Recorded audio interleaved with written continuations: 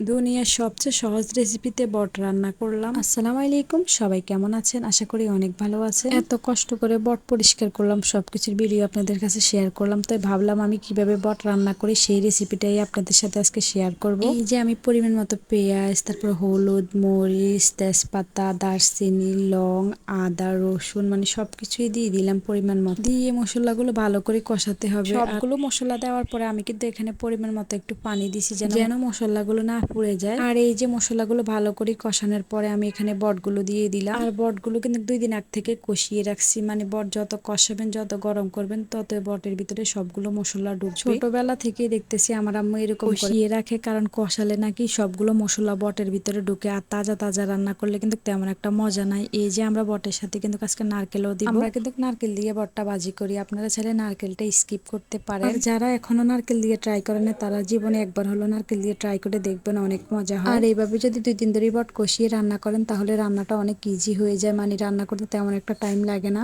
যেহেতু 2 দিন ধরে কষাতে কষাতে বটটা একদম নরম হয়ে যায়, তাই এত বেশি টাইম লাগে না। এখানে আমি পরিমাণ মতো পানি দিয়ে দিয়েছি, পানিটা শুকালে আমার বটটা এই যে রেডি হয়ে গেছে খাওয়ার জন্য।